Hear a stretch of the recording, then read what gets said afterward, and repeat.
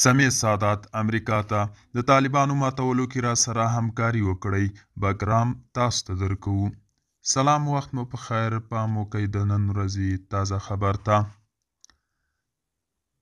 د افغانستان د متحدې جبهې په نوم په امریکا کې د طالبانو پر ضد د پرانستل شوي حرکت مشر جنرال سمیع سادات یوې امریکایي رسنۍ سره مرکه کې په 2014 او 2018 کلونو کې د افغانستان لپاره د پخواني ولسمشر ډونالډ ټرمپ ستراتیژي د سویلي اسیا لپاره د امریکا ستراتیژي ستایلې او په وینا یې دغه ستراتیژي ډیره عالي او سمه وه.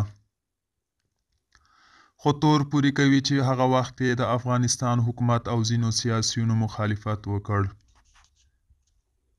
دې ستراتیژۍ کولی شول ټول هیوادونه تر خپل کنټرول لاندې او باثباته وساتي او په یو ډول یې د امریکا نفوذ هغې مرحلې ته رساوه چې په تاریخ کې یې نه دی تجربه کړی. ښاغلي سادات له امریکا او په ځانګړي ډول پخواني ولسمشر او د امریکا د ولسمشرۍ ټاکنو نوماند ډونالډ ټرمپ څخه غوښتي چې پر دې پالیسۍ بیا کتنه وکړي. نوموړی وایي امریکا پوهیږي چې موږ ډېر وفاداره خلک یو او غواړو د امریکا شریک اوسو. موږ د ډونالډ ټرمپ ملاتړ کوو او غواړو باوري شو چې د ولسمشر ټرمپ په منځني سویلي او مرکزي اسیا کې بریالی دی. موږ کولی شو په دې برخه کې مرسته وکړو.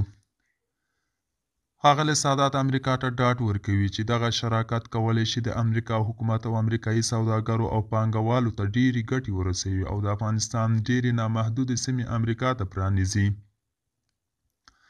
کولی شو پر بګرام هوایي اډې هم مذاکرات وکړو. دغه معامله به د دواړو لوریو په ګټه وي. دا ټول څه امکان لري، خو په یو شرط چې امریکا حکومت ورته غوږ ونیسي.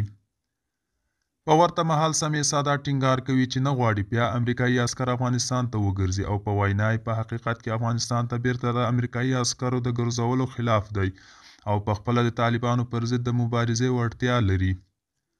خو امریکا دې یوازې ورسره سیاسي او تخنیکي مرسته وکړي.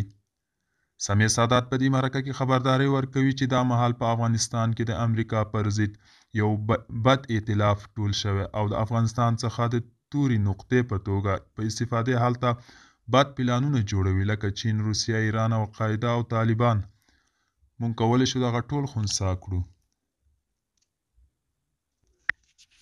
موږ دې وړتیا لرو چې بیرته افغانستان ونیسو، خو یوازې د امریکا سیاسي او تخنیکي مرستې ته اړتیا لرو.